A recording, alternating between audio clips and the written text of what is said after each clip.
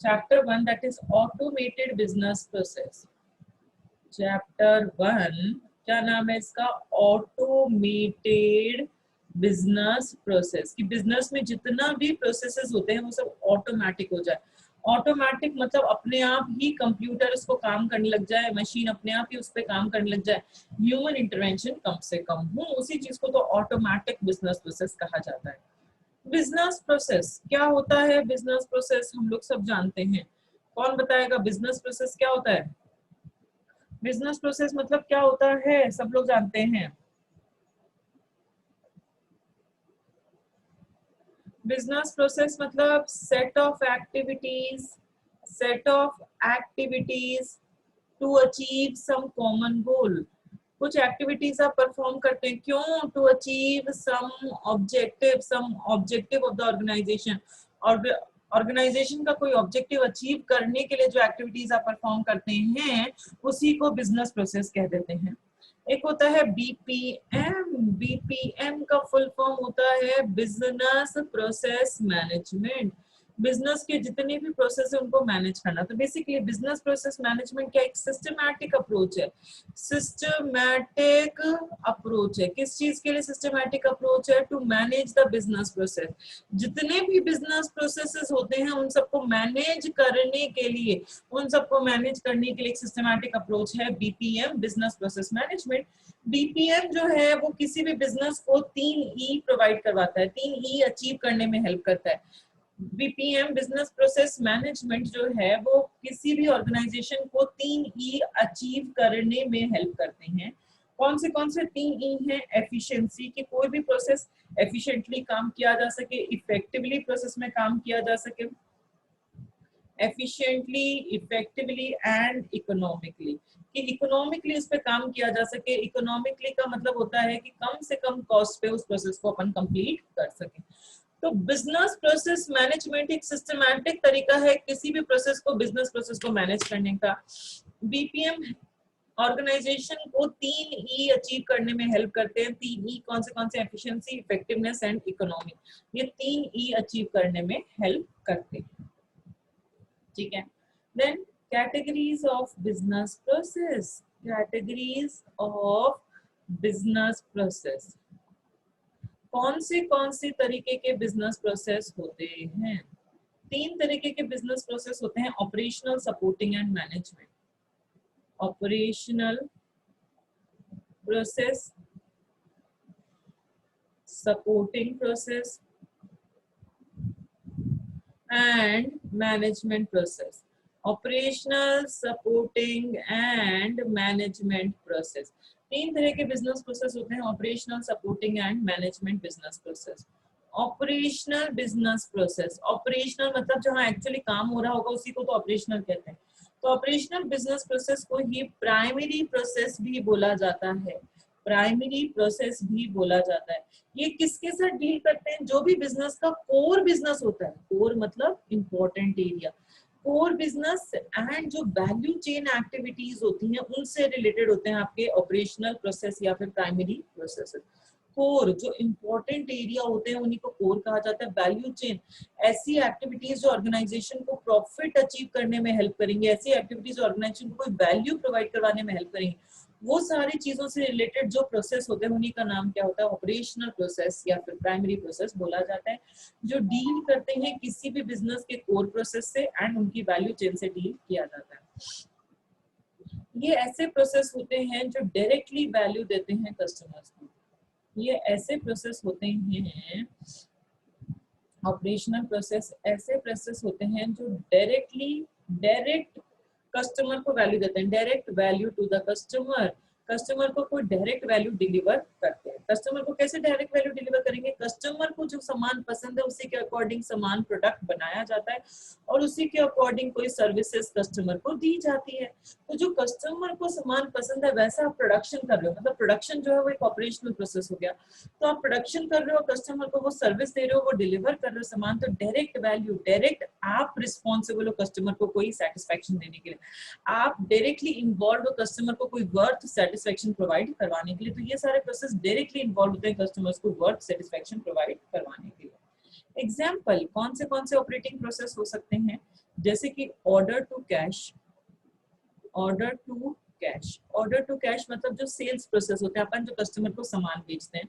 Then procurement to पे, procurement to पे का मतलब होता है जो परचेज वाला प्रोसेस होता है। हमने कुछ खरीदा तो हमने रॉ मटेरियल ऐसा खरीदो जिसके अकॉर्डिंग कस्टमर को हम अच्छी क्वालिटी का सामान बनाकर देते हैं। तो प्रोक्योरमेंट टू पे ये डायरेक्टली रिस्पॉन्सिबल है। अगर आपका रॉ मटेरियल खराब आएगा तो कस्टमर को आप अच्छी वैल्यू नहीं दे सकते। ऑर्डर टू कैश, अगर आपने सेलिंग अच्छे से नहीं की, कस्टमर का फीडबैक नहीं लिया, कस्टमर की रिक्वायरमेंट नहीं जानी, तो आप कस्टमर को डायरेक्ट वैल्यू नहीं प्रोवाइड करा सकते। तो ये सारे ऐसे प्रोसेस होते हैं जो डायरेक्टली डील करते हैं कस्टमर के साथ, जो डायरेक्टली कस्टमर को वैल्यू प्रोवाइड करवाते हैं। उन्हीं को अपन ऑपरेशनल या प्राइमरी प्रोसेस कहते हैं, जो किसी बिजनेस के कोर प्रोसेस या फिर वैल्यू चेन के साथ डील करते हैं। ठीक है। देन सेकेंड तरीके का आपका बिजनेस प्रोसेस होता है that is supporting business process. Supporting business process, supporting को सेकेंडरी, ऑपरेशनल को प्राइमरी बोलते हैं। सपोर्टिंग को, जो चीजें सपोर्टिंग होती है, जैसे सपोर्टिंग एक्टर्स होते हैं जो मेन एक्टर्स नहीं है पर सपोर्टिंग है, ये भी बहुत जरूरी है किसी भी ऑर्गेनाइजेशन पे। सपोर्टिंग बिजनेस प्रोसेस या secondary business process. Supporting business process जैसे कि कौन से हो सकते हैं आपके अकाउंटिंग, अकाउंटिंग प्राइमरी नहीं है पर अकाउंटिंग सपोर्टिव है, सपोर्टिंग है। अकाउंटिंग बहुत जरूरी होता है किसी भी बिजनेस के लिए। जैसे ह्यूमन रिसोर्स मैनेजमेंट, ये प्राइमरी नहीं है, ये direct value, they do not provide direct value to the customer। ये कस्टमर को डायरेक्ट वैल्यू नहीं देंगे, कस्टमर को डायरेक्ट वर्थ देने के लिए लोग रिस्पॉन्सिबल नहीं है, पर ये बहुत इंपॉर्टेंट होते हैं किसी भी ऑर्गेनाइजेशन के लिए। एचआर डिपार्टमेंट, अगर लोग ढंग से काम नहीं करेंगे खुश होकर, तो ढंग से प्रोडक्शन नहीं हो पाएगा, लोगों को अच्छे से सर्विस नहीं मिल पाएगी। तो इनडायरेक्टली ये सपोर्टिंग डिपार्टमेंट्स होते हैं, ये सपोर्टिंग प्रोसेसेस होते हैं जो ऑर्गेनाइजेशन की सक्सेस के लिए बहुत जरूरी है। ठीक है। ये डायरेक्ट वैल्यू कस्टमर को नहीं देते, पर अगर आपने राइट पीपल हायर नहीं किया राइट जॉब के लिए, तो उससे आपकी एफिशिएंसी, ऑर्गेनाइजेशन की एफिशिएंसी को इम्प्रूव अच्छी नहीं हो पाएगी। तो अगर आपने राइट जॉब राइट पर्सन को नहीं दी, right job to the right person, HR department का जो काम है कि राइट जॉब राइट पर्सन के हाथों में आनी चाहिए, सही काम सही बंदा करना चाहिए। अगर ये काम नहीं किया तो उससे आपकी एफिशिएंसी को इफेक्ट पड़ सकता है, आप इतना एफिशिएंटली काम नहीं कर पाएंगे। तो सपोर्टिंग प्रोसेस ऐसे होते हैं जो डायरेक्ट वैल्यू तो नहीं देते कस्टमर्स को, पर ये बहुत जरूरी है बिजनेस के लिए। जैसे कि एचआर हो गया, जैसे कि अकाउंटिंग हो गया, कि अगर राइट जॉब पे राइट पर्सन प्लेस नहीं किया गया तो इतनी एफिशिएंटली ऑर्गेनाइजेशन में काम नहीं हो सकता। जो एचआर प्रोसेस होता है, एचआर प्रोसेस किस तरीके से प्रोसेस होता है? एचआर प्रोसेस मतलब क्या स्टेप्स होते हैं एचआर प्रोसेस के? यहाँ थोड़ा थोड़ा नाम सा बताया। जैसे कि सबसे पहले आप क्या करते हो, रिक्रूटमेंट करते हो लोगों को रिक्रूट हायर करते हो, एंड स्टाफिंग, उनको जो जॉब देनी है उसको वो जॉब दे देते हो, रिक्रूटमेंट स्टाफिंग। फिर उसके बाद उनका गोल सेट करते हो कि आपका ये गोल है, आपको इस इतने गोल पे काम करना है। फिर उनको ट्रेनिंग दी जाती है, लोगों को जो एम्प्लॉयज हायर किए उनको सिखाया जाता है किस तरीके से काम करना है। फिर उनको कंपनसेशन या फिर बेनिफिट्स दिए जाते हैं कि ताकि वो हमारे साथ लॉयल रहें, हमारी ऑर्गेनाइजेशन के लिए खुश होकर काम कर सके। फिर उनकी परफॉर्मेंस को मेजर किया जाता है कि वो किस तरीके से काम कर रहे हैं, कितना अच्छा कर रहे हैं, क्या खराब कर रहे हैं, क्या चीज सही करने की जरूरत है। फिर उनके करियर डेवलपमेंट के लिए और सारे ट्रेनिंग प्रोग्राम्स लगाए जाते हैं कि ताकि उनका करियर और डेवलप हो सके एम्प्लॉयज का।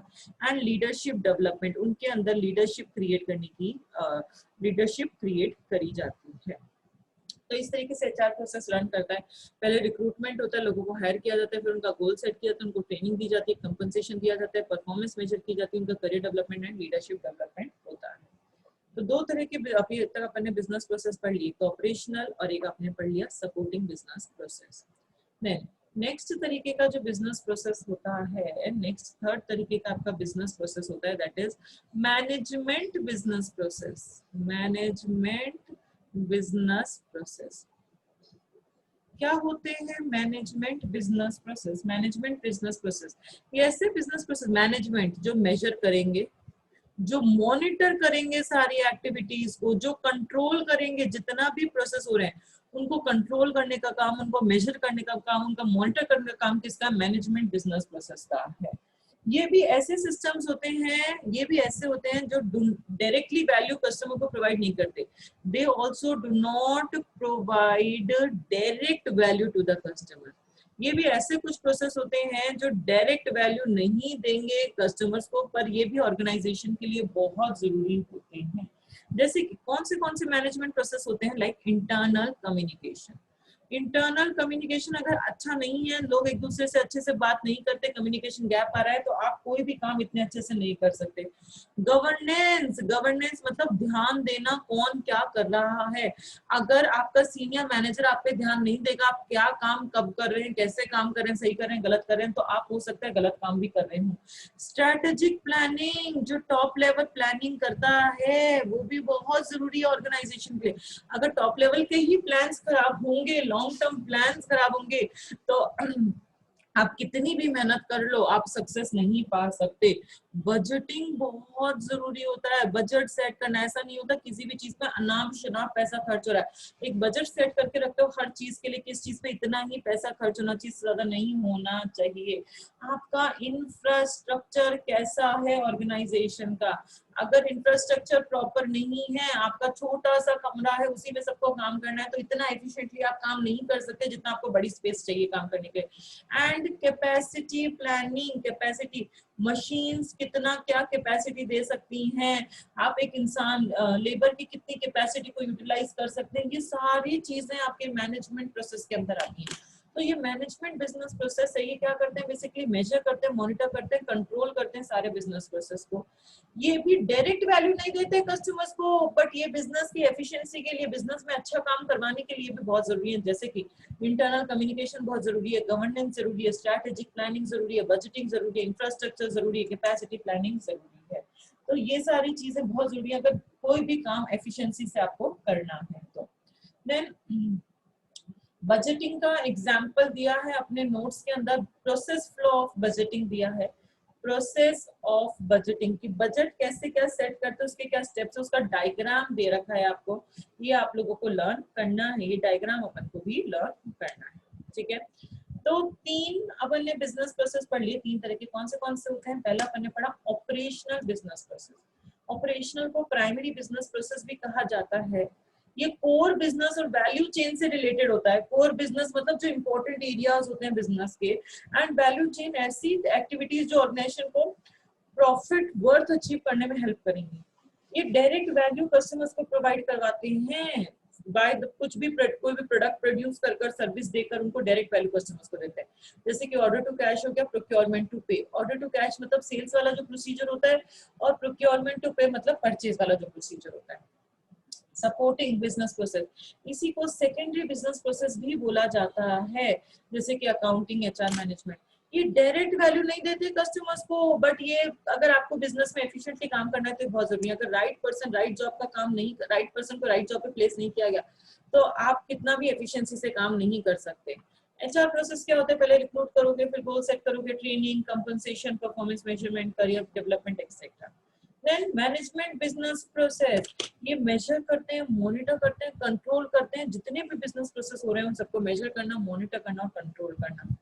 ये भी डायरेक्ट वैल्यू नहीं देते कस्टमर्स को, बट इनकी एफिशिएंसी के लिए, अगर बिजनेस में एफिशिएंटली काम करना है तो ये बहुत जरूरी प्रोसेस होता है।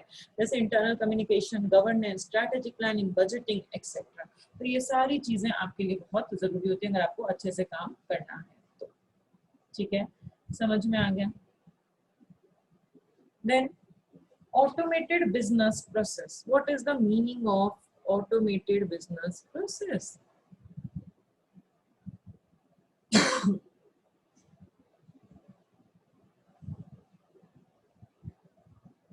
Automated business process. Automated business process का मतलब क्या होता है, कोई मुझे बता सकता है? Automated, ABP, automated business process का मतलब क्या होता है? कोई भी बता सकता है आप लोगों में से? कोई एग्जांपल दे सकता है ऑटोमेटेड बिजनेस प्रोसेस या बिजनेस प्रोसेस ऑटोमेशन? एबीपी, इसको बीपीए भी बोला जाता है। बीपीए का फुल फॉर्म होता है बिजनेस प्रोसेस ऑटोमेशन। बीपीए का मतलब कोई बता सकता है? कोई एग्जांपल दे सकता है? कोई भी प्रोसेस ऑटोमेटिक कैसे होता है, क्या होता है? बिलिंग जो होती है सुपरमार्केट्स में। Very good, very good. Billing, invoicing जो होती है सुपरमार्केट्स में, दैट इज ऑटोमेटिक। पहले क्या होता था, पहले के पहले क्या, आजकल भी छोटे छोटे जो डिपार्टमेंटल स्टोर्स पे आप जाओगे, आप कोई भी सामान खरीदते हो तो वो एक पेपर लेते हैं, एक पेन लेते हैं, उससे आपका आइटम लिखते हैं, आपने ये खरीदा, और फिर उसकी टोटलिंग करते हैं कैलकुलेटर से, आपका बिल बना कर देते हैं। और आप बड़े बड़े सुपर मार्केट्स में अगर जाएंगे, जैसे बिग बाजार टाइप में जाएंगे, तो वहां पे क्या होता है, बार कोड रीडर चलता है। बार कोड रीडर से आपका इनवॉइस जनरेट किया जाता है, बार कोड रीडर से इनवॉइस जनरेट किया जाता है। वो किसी भी आइटम को खुद नहीं लिखेंगे, वो एक बार कोड रीडर से हर आइटम के पीछे कोड लिखा हुआ है, उसको रीड करेगा वो मशीन, और कंप्यूटर में उसकी एंट्री होती जाएगी, और कंप्यूटर अपने आप इनवॉइस जनरेट करके दे देगा। तो ऑटोमेटेड बिजनेस प्रोसेस ऑटोमेशन, यहाँ पे बारकोड रीडर से ऑटोमेटिकली जनरेट हो गया, यहाँ पे खुद बनाना पड़ता था। तो जब ऑटोमेटिकली काम हो रहा है तो ऑब्वियसली आप लार्ज नंबर ऑफ कस्टमर्स को हैंडल कर सकते हैं, आप ज्यादा कस्टमर्स को हैंडल कर सकते हैं, ये स्मॉल नंबर ऑफ कस्टमर्स को हैंडल कर सकते हैं। यहाँ पे एक्यूरेसी ज्यादा होगी, गलती होने के चांसेस कम होंगे। बिग बाजार से आप एक साथ 5-5, 6-6 हजार का सामान खरीदते हैं, पूरी बास्केट भरकर सामान खरीदते हैं, पर बिलिंग में गलती नहीं होती, टोटलिंग में गलती नहीं होती। यहाँ कभी कभी बिलिंग में गलती हो जाती है, घर आके अपन फिर से कैलकुलेट करते हैं तो कई बार 100 रुपए वो ज्यादा लगा देता है, कई बार वो 100 रुपए कम लगा देता है। बिलिंग में गलती हो सकती है क्योंकि यहाँ इंसान खुद कर रहा है और यहाँ पे मशीन कर रही है, तो यहाँ पे एक्यूरेसी ज्यादा होगी, गलती होने के चांसेस ज्यादा होंगे। मतलब यहाँ गलती होने के चांसेस ज्यादा होंगे, यहाँ गलती होने के चांसेस कम होंगे। ये होता है बिजनेस प्रोसेस ऑटोमेशन। किसी भी बिजनेस प्रोसेस को ऑटोमेट करना। क्या होता है बिजनेस प्रोसेस ऑटोमेशन? इसकी डेफिनेशन पढ़ते हैं। It is removing of human intervention, removing of human intervention, जो भी इंसान का जो इन्वॉल्वमेंट है उसको कम करना फ्रॉम एग्जिस्टिंग बिजनेस प्रोसेस। जो ऑलरेडी बिजनेस प्रोसेस चल रहे हैं, एग्जिस्टिंग बिजनेस प्रोसेस से रिमूव करो human intervention bye automating routine and repetitive tasks.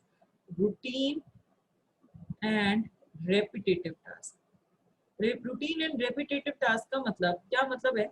जो डेली, जो बार बार काम आ रहा है, कोई भी ऐसा काम जो आप बार बार रूटीन में कर रहे हो, उसको बार बार करो, उस काम को ऑटोमेटिक बना दो, उस काम में से ह्यूमन इंटरवेंशन हटा दो, उस काम में से इंसान का इन्वॉल्वमेंट हटाकर उस काम को ऑटोमेटिक बना दो। जो भी काम बार बार ले रहे हो, जो भी काम आप बार बार कर रहे हो, रूटीन और रेपिटेटिव टास्क जो आप बार बार कर रहे हो, उसमें से इंसान का इन्वॉल्वमेंट हटा दो। That is known as business process automation.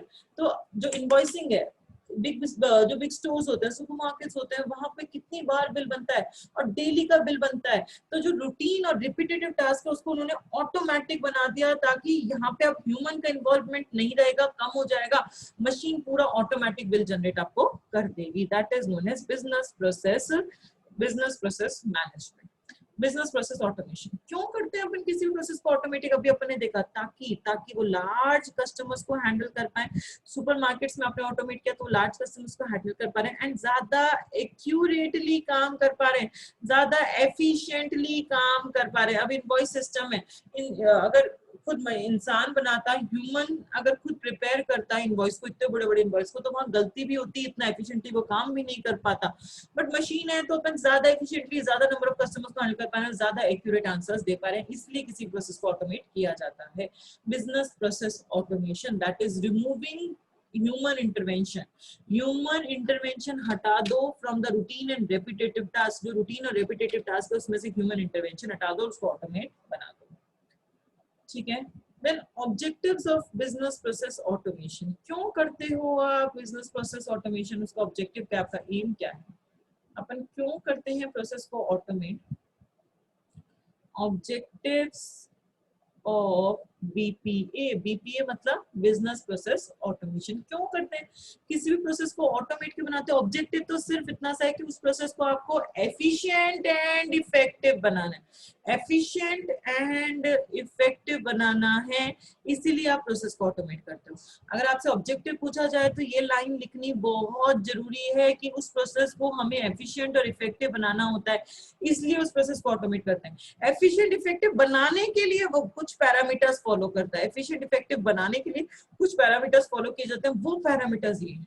अब बच्चे गलती क्या करते हैं स्टूडेंट्स, उनसे जब भी ऑब्जेक्टिव ऑफ बीपीए या फैक्टर्स अफेक्टिंग बीपीए सक्सेस पूछा जाता है तो वो डायरेक्टली ये पैरामीटर्स लिख देते हैं, वो एक्चुअल ऑब्जेक्टिव क्या है वो नहीं बताते। तो एक्चुअल ऑब्जेक्टिव क्या है बीपीए का कि उस प्रोसेस को एफिशिएंट और इफेक्टिव बनाना, उसको एफिशिएंट इफेक्टिव बनाने के लिए उसको ये पैरामीटर्स फॉलो करने पड़ेंगे। या एक क्वेश्चन आ सकता है फैक्टर्स अफेक्टिंग बीपीए सक्सेस, ऐसी कौन सी चीज है जिसकी वजह से बीपीए की सक्सेस को फर्क पड़ सकता है। कौन से फैक्टर्स हैं, लाइक कॉन्फिडेंशियलिटी, कॉन्फिडेंशियलिटी कॉन्फिडेंशियलिटी का मतलब क्या होता है कि डेटा जो है वो सिर्फ और सिर्फ ऑथराइज बंदे को मिले। आप जब भी ऑटोमेटेड प्रोसेस बनाएंगे तो वो प्रोसेस ऐसा होना चाहिए कि जो डेटा वो किसको दे, सिर्फ और सिर्फ जो ऑथराइज पर्सन है उसी के पास डेटा जाना चाहिए, अनऑथराइज हाथों में वो डेटा नहीं जाना चाहिए। डेटा कॉन्फिडेंशियल होना चाहिए, तभी कहूंगी वो प्रोसेस मेरा एफिशिएंट और इफेक्टिव है। इंटीग्रिटी मेंटेन होनी चाहिए। इंटीग्रिटी का मतलब क्या होता है कि कोई अनऑथराइज अमेंडमेंट्स ना हो, नो अनऑथराइज्ड अमेंडमेंट्स। उस प्रोसेस के अंदर कोई भी अनऑथराइज्ड अमेंडमेंट्स नहीं होने चाहिए, कोई भी अनऑथराइज्ड बंदा उस प्रोसेस के अंदर चेंजेस ना कर दे। मतलब वो एरर फ्री होना चाहिए, एरर फ्री होना चाहिए मेरा प्रोसेस, तब मैं कहूंगी कि वो इफेक्टिव और एफिशिएंट है। थर्ड क्राइटेरिया क्या है, अवेलेबिलिटी। अवेलेबिलिटी मतलब कि वो प्रोसेस अवेलेबल हो ऑथराइज यूजर को, जब उसको चाहिए तब वो अवेलेबल हो, व्हेन रिक्वायर्ड, जब ऑथराइज बंदे को डेटा चाहिए तब उसके पास वो अवेलेबल होना चाहिए। देन टाइमलीनेस, टाइमलीनेस का मतलब होता है कि राइट टाइम पे अवेलेबल होना चाहिए। राइट टाइम, जब समय हो तब वो डेटा, तब वो प्रोसेस उसके पास अवेलेबल होना चाहिए। तो ऑब्जेक्टिव्स ऑफ बीपीए, क्या ऑब्जेक्टिव है कि किसी भी प्रोसेस को इफेक्टिव या एफिशिएंट बनाना, उसके लिए उसको कुछ पैरामीटर्स फॉलो करने पड़ेंगे, दैट इज कॉन्फिडेंशियलिटी कि डेटा सिर्फ ऑथराइज बंदे के हाथों में ही जाए, इंटीग्रिटी अनऑथराइज अमेंडमेंट्स ना हो, डेटा हमेशा एरर फ्री रहे, अवेलेबिलिटी डेटा जब चाहिए तब अवेलेबल हो ऑथराइज पर्सन को, टाइमलीनेस कि राइट टाइम पे डेटा ऑथराइज पर्सन के पास अवेलेबल होना चाहिए। अगर ऐसा है तो अपन मतलब कहेंगे कि वो प्रोसेस मेरा इफेक्टिव और एफिशिएंट है। या ये क्वेश्चन आ सकता है factors affecting the BPA success, ऐसी कौन सी चीजें हैं जिनकी वजह से बीपीए की सक्सेस को फर्क पड़ सकता है। ठीक है, देन नेक्स्ट टॉपिक अपन पढ़ेंगे that is benefits of BPA. Benefits of business process automation, जो आपने किसी प्रोसेस को अगर ऑटोमेट कर दिया तो उसके क्या बेनिफिट्स अपन को मिल सकते हैं। Benefits for business process automation, पहला है quality and consistency. Quality and consistency, quality and consistency. BP में क्या होता है, हर एक एक्शन आइडेंटिकली परफॉर्म किया जाता है। आइडेंटिकली मतलब सेम तरीके से परफॉर्म किया जाता है। अगर आपने इनवॉइस का बिल जनरेशन का ऑटोमेटिक प्रोसेस बना दिया तो हर बार बिल आपका सेम तरीके से बनकर आएगा। मतलब हर बार पहले सीरियल नंबर होगा, फिर पर्टिकुलर का नाम होगा, फिर उसके उसकी क्वांटिटी होगी, रेट पर यूनिट होगी, और फिर उस पर इतना परसेंट टैक्स लगा, फिर आपका टोटल अमाउंट आएगा और लास्ट में आपको दिखा देंगे इस पे आपको इतना डिस्काउंट मिला एंड सो ऑन। तो यहाँ पे क्या होता है, हर काम ऑटोमेटेड प्रोसेस में हर काम आइडेंटिकली परफॉर्म किया जाता है। आइडेंटिकली मतलब सेम तरीके से परफॉर्म किया जाता है। जब आप एक कोई भी काम को सेम तरीके से करेंगे तो उसमें आपकी क्वालिटी इंप्रूव हो जाएगी। तो वहां पे हाई क्वालिटी, तो उस टाइम पे वो प्रोसेस हाई क्वालिटी का हो जाता है। रिजल्ट्स जो है वो रिलायबल रिजल्ट्स आपको मिल सकते हैं। आपको पता है कि रिजल्ट्स यहाँ पे एक्यूरेट आएंगे, ऑटोमेटेड प्रोसेस है तो रिजल्ट्स एक्यूरेट आएंगे, रिजल्ट्स में गलती नहीं है। तो स्टेक होल्डर्स को यहाँ पे अच्छा एक्सपीरियंस फील हो सकता है। जो आपके स्टेक होल्डर्स हैं वो श्योर हो सकते हैं कि इनमें कोई गलती नहीं हो सकती, उनका एक्सपीरियंस अच्छा हो सकता है। तो क्वालिटी एंड कंसिस्टेंसी, कंसिस्टेंट मतलब स्टेबिलिटी, स्टेबल, हर चीज सेम तरीके से हो रही है, यहाँ पे कंसिस्टेंट तरीके से हो रही है, हर बार इनवॉइस सेम तरीके से प्रिपेयर किया जा रहा है ऑटोमेटिक प्रोसेस के अंदर। तो और सब कुछ सेम तरीके से हो रहा है तो अच्छी क्वालिटी की रिपोर्ट्स, अच्छी क्वालिटी की इंफॉर्मेशन मिल सकती है, रिलायबल रिजल्ट्स मिल सकते हैं, और स्टेक होल्डर्स का भी एक्सपीरियंस जो है वो यहाँ पे इंप्रूव हो सकता है। ठीक है, देन सेकेंड बेनिफिट है टाइम सेविंग। टाइम तो सेव होता ही है ना, जब ऑटोमेटिक प्रोसेस हो रहा है, इनवॉइस का काम ऑटोमेटिक हो रहा है तो टाइम तो सेव हो गई। टाइम सेव मतलब जो एम्प्लॉयज काम कर रहे थे, एम्प्लॉयज जो टास्क कर रहे थे, उनके नंबर ऑफ टास्क को ये कम कर देता है ऑटोमेटिक काम, क्योंकि मशीन काम कर देती है। अब ये सारे काम उनको करने पड़ते खुद को, अब वो सारे काम मशीन कर देती, तो एम्प्लॉय जो काम कर रहे थे उनका काम कम हो गया, एम्प्लॉय का काम कम हो गया। एम्प्लॉय का काम कम हो गया तो उनके पास थोड़ा फ्री टाइम बचने लगा, फ्री टाइम बचने लगा। अब इस फ्री टाइम को वो जेन्युइनली यूज कर सकते हैं, इस फ्री टाइम को वो ऐसी जेन्युइनली यूज कर सकते हैं, मतलब ऐसी जगह यूटिलाइज कर सकते हैं जो activities value to the business, ऐसी एक्टिविटीज जो बिजनेस के लिए बहुत इंपॉर्टेंट है, जो बिजनेस को वैल्यू दे रही है, बेनिफिट दे रही है, उस जगह पे अपना टाइम लगा सकते हैं एम्प्लॉय। पहले एम्प्लॉयज कोई रोजमर्रा का काम बार बार करते जा रहे थे, मैनुअली कर रहे थे, तो उनको जो इंपॉर्टेंट एक्टिविटीज थी बिजनेस की, उसके लिए उनको टाइम नहीं मिल रहा था। अब ये काम ऑटोमेटिक हो गया, तो एम्प्लॉयज जो बिजनेस के लिए जो वैल्यूएबल एक्टिविटीज हैं उन पे अपना टाइम इन्वेस्ट कर सकते हैं। एम्प्लॉयज यहाँ पे इनोवेशंस कर सकते हैं, अब वो इनोवेशंस में दिमाग लगा सकते हैं, उनका टाइम बच गया। तो इससे लोगों का, एम्प्लॉयज जो उनका मोटिवेशन इंक्रीज हो सकता है कि हाँ हम कुछ नया भी कर सकते हैं इस ऑर्गेनाइजेशन के अंदर, तो ज्यादा मोटिवेटेड होकर काम करेंगे, ज्यादा खुश होकर काम कर पाएंगे। तो टाइम सेविंग, पहले जो काम मैनुअली करना पड़ता था, अब वो काम सारा मशीन कर रही है, ऑटोमेटिक कर रही है, तो जो लोग काम कर रहे थे उनका काम कम हो गया, काम कम हो गया तो उनका टाइम बचने लगा, फ्री टाइम बचने लगा। उस फ्री टाइम को वो इन्वेस्ट कर सकते हैं ऐसी एक्टिविटीज में जो एक्टिविटीज बिजनेस के लिए बहुत इंपॉर्टेंट है, लाइक इनोवेशंस में वो टाइम को इन्वेस्ट कर सकते हैं, कुछ नया सोच सकते हैं क्योंकि टाइम है उनके पास। वो मोटिवेटेड फील करेंगे एम्प्लॉयज की हमारे पास भी थोड़ा समय है, हम भी कुछ नया कर सकते हैं, क्योंकि ऑटोमेटिक रूटीन और रेपिटेटिव टास्क को ऑटोमेटिकली मशीन अपने आप ही कर रही है। ठीक है, देन थर्ड बेनिफिट है दैट इज विजिबिलिटी। विजिबिलिटी मतलब देखना, विजिबिलिटी मतलब देखना। जो ऑटोमेटेड प्रोसेस होते हैं वो कंसिस्टेंटली ऑपरेट होते हैं, कंसिस्टेंटली मतलब सेम तरीके से ऑपरेट होते हैं। ऑटोमेटेड प्रोसेस कंसिस्टेंटली ऑपरेट होते हैं, एक ही तरीके से ऑपरेट होते हैं ऑटोमेटेड प्रोसेस, और एक्यूरेटली डिफाइंड टाइमलाइन, टाइम पे मतलब उनका फिक्स टाइम होता है कि ऑटोमेटिक काम है ये इतने समय में पूरा हो जाएगा। यहाँ पे आप उसका स्टेटस देख सकते हैं कभी भी कि कितना लेवल तक का काम हो चुका है और कितने लेवल तक का काम और बचा है। किसी भी प्रोसेस का ऑर्गेनाइजेशन स्टेटस आराम से दे सकती है। जैसे आप कुछ भी करते हैं, जैसे कि आप कोई भी अपडेशन का काम करते हैं, अपन कोई भी सॉफ्टवेयर अपडेट करते हैं, तो उसमें वो ऑटोमेटिकली वो लिखा हुआ दिखा देता है कि अपडेट करने में आपको 30 मिनट्स लगेंगी, ऐसा कुछ दिखा देता है। फिर आप इसमें स्टेटस देख सकते हैं कि 80% काम खत्म हो चुका, अभी 10% काम खत्म हो चुका, अभी 50% काम खत्म हो चुका। तो वो प्रोसेस कितना परसेंट खत्म हो चुका, उस प्रोसेस का स्टेटस क्या चल रहा है, वो भी विजिबल है ऑर्गेनाइजेशन को। ऑटोमेटेड प्रोसेस में आसानी से ये दे सकते हैं कि कितना परसेंट काम खत्म हो चुका और कितना परसेंट काम और बाकी है। ठीक है, उसका स्टेटस आसानी से देखा जा सकता है। नेक्स्ट बेनिफिट है improved operational efficiency. improved operational efficiency, improved operational efficiency। देखो, ऑपरेशनल काम करने की जो एफिशिएंसी क्षमता है वो भी बढ़ गई ऑटोमेटेड प्रोसेस की वजह से, क्योंकि अब कोई भी काम करने में समय कम लग रहा है, कोई भी टास्क को कंप्लीट करने में आपका समय कम लग रहा है, आपके एफर्ट्स कम लग रहे हैं, मेहनत कम लग रही है कोई भी काम को खत्म करने के लिए, एंड उसकी जो कॉस्ट आ रही थी वो भी कम लग रही है। सब काम ऑटोमेटेड है तो कोई भी काम खत्म करने में भी टाइम कम लग रहा है, एफर्ट्स भी कम लग रहे हैं, और उसके ऊपर जो कॉस्ट आ रही थी वो भी आपकी कम लग रही है, क्योंकि सारा काम आपका ऑटोमेटेड हो रहा है। यहाँ पे सिस्टम स्मूथली एफिशिएंटली रन करता है, प्लस यहाँ पे सिस्टम ऑटोमेटेड होने के बाद सिस्टम स्मूथली रन करता है और ऑटोमेटिकली हर काम मशीन कर रही है, एफिशिएंटली रन कर रहा है।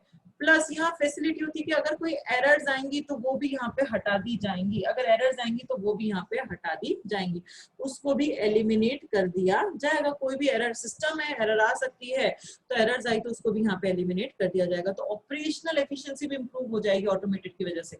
ऑपरेशनल मतलब काम करने की जो एफिशिएंसी है वो भी बढ़ गई आपकी, क्योंकि काम खत्म करने में टाइम कम लगेगा, एफर्ट्स आपके कम लगेंगे, कॉस्ट कम लगेगी, और जो एरर्स आ रही हैं वो भी यहाँ पे अपनी हट जाएंगी। ठीक है, देन और क्या बेनिफिट्स हो सकते हैं? नेक्स्ट बेनिफिट है fifth benefit, that is governance and reliability. Governance and reliability, reliability मतलब भरोसा किया जा सकता है ऑटोमेटेड प्रोसेस पे। गवर्नेंस, ध्यान रखना, निगरानी रखना, वो काम, वो प्रोसेस कैसा काम कर रहा है, क्या काम कर रहा है, क्या नहीं कर रहा है, रिलायबिलिटी, उस पर भरोसा किया जा सकता है। ऑटोमेटेड प्रोसेस कंसिस्टेंट है, मतलब ऑटोमेटेड प्रोसेस जो होते हैं वो कंसिस्टेंट तरीके से काम करते हैं, कंसिस्टेंट सेम तरीके से काम करते हैं, वो हमेशा रिलायबल रिजल्ट्स देते हैं। रिलायबल रिजल्ट्स का मतलब सही एक्यूरेट आंसर्स देंगे। तो जब रिलायबल रिजल्ट्स आप प्रोवाइड कराते हो तो आपके जो कस्टमर्स होंगे वो आपसे सेटिस्फाई रहेंगे, कस्टमर सेटिस्फाई रहेंगे कि हमेशा सही आउटपुट मिल रहा है उनको, तो उसकी वजह से आपको कॉम्पिटिटिव एडवांटेज भी मिल सकता है, आपके ऑर्गेनाइजेशन को कॉम्पिटिटिव एडवांटेज भी मिल सकता है, क्योंकि ऑटोमेटेड प्रोसेस कंसिस्टेंट सेम तरीके से काम करते हैं, रिलायबल रिजल्ट्स देते हैं। अपन अपने कस्टमर्स को कह सकते हैं कि आप भरोसा कर सकते हो हम पे, कस्टमर रिलाय कर सकता है हम पे, कस्टमर सेटिस्फाई रहेगा, उसको हमेशा सही रिजल्ट्स मिलेंगे, तो हमें उसकी वजह से कस्टमर खुश रहेगा, तो हमें उसकी वजह से कॉम्पिटिटिव एडवांटेज भी मिल सकता है, किसी भी ऑर्गेनाइजेशन को कॉम्पिटिटिव एडवांटेज भी मिल सकता है। Then next benefit is reduced turnaround time. Reduced turnaround time. क्या मतलब होता है reduced turnaround time का?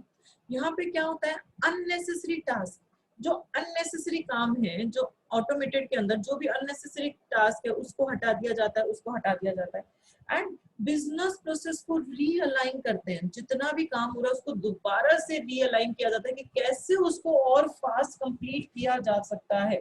जो भी बिजनेस प्रोसेस है, बिजनेस प्रोसेस लाइक सर्विसिंग का, लाइक बिलिंग का, जो भी बिजनेस प्रोसेस आप कर रहे हो, आप कलेक्शन का, कोई पैसा कलेक्शन का काम है, तो वो जो भी काम कर रहे हो उसको रीअलाइन किया जाता है। रीअलाइन का मतलब क्या होता है कि टाइम कम लगना चाहिए, टर्न अराउंड टाइम, प्रोसेस खत्म होने में जो समय है वो कम लगना चाहिए, कस्टमर्स को भी जल्दी रिस्पांस मिलना चाहिए, और एम्प्लॉइज जो हैं वो भी फटाफट काम को खत्म कर पाए। कस्टमर को उस प्रोसेस का जल्दी रिस्पांस मिलना चाहिए, क्योंकि अननेसेसरी एक्टिविटी सारी हट गई तो काम जल्दी फास्ट हो सकता है, कस्टमर को भी फास्ट रिस्पॉन्स मिल सकता है, एम्प्लॉइज भी उस काम को जल्दी फिनिश अप कर सकते हैं। तो टर्न अराउंड टाइम भी कम लगता है आपका ऑटोमेटेड बिजनेस प्रोसेस से। देन नेक्स्ट लास्ट बेनिफिट है ऑटोमेटेड बिजनेस प्रोसेस का, दैट इज रिड्यूस्ड कॉस्ट। आपकी कॉस्ट भी कम आती है जब आप ऑटोमेटेड बिजनेस प्रोसेस को काम में लेते हैं, तो आपकी कॉस्ट कम आती है। कैसे कॉस्ट कमाई? अगर कोई भी काम आप मैनुअल करते तो आप एक बार में एक ही काम कर पाते, वन एट अ टाइम, एक बार में एक ही काम कर पाते, एक काम कर पाते, उसकी काम खत्म होने की स्पीड बहुत स्लो हो जाती है, स्लो, सारा काम बहुत स्लो से होता है, तो ऑब्वियसली आपकी कॉस्ट उस काम को पूरा करने में बहुत ज्यादा आती है। यही काम अगर ऑटोमेटेड हो रहा है, अगर यही काम ऑटोमेटेड हो रहा है, तो आप बहुत सारे काम जल्दी फिनिश कर सकते हैं।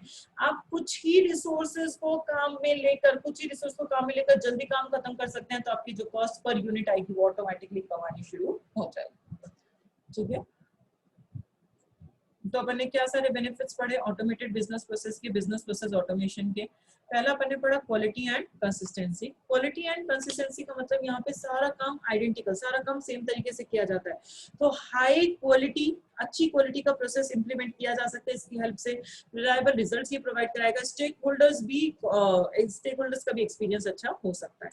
टाइम सेविंग, अब लोगों का समय बच गया, क्योंकि जो काम लोगों को करना पड़ रहा था वो काम मशीन कर रही है, तो उस समय को वो ऐसी एक्टिविटीज में लगा सकते हैं जो एक्चुअल वैल्यू प्रोवाइड करवा रही है ऑर्गेनाइजेशन को, मतलब वो इनोवेशन कर सकते हैं, मोटिवेटेड रह सकते हैं। विजिबिलिटी, यहाँ पे स्टेटस भी देखा जा सकता है कि मेरा प्रोसेस कहाँ तक खत्म हो गया, कहाँ तक खत्म नहीं हुआ। इम्प्रूव्ड ऑपरेशनल एफिशिएंसी, ऑटोमेशन की वजह से कोई भी काम खत्म करने में टाइम भी कम लगेगा, एफर्ट्स भी कम लगेंगे और कॉस्ट भी कम आएगी, तो प्रोसेस यहाँ पे स्मूथली एफिशिएंटली चल रहे हैं, प्लस यहाँ एरर्स भी हटा दी जाती हैं।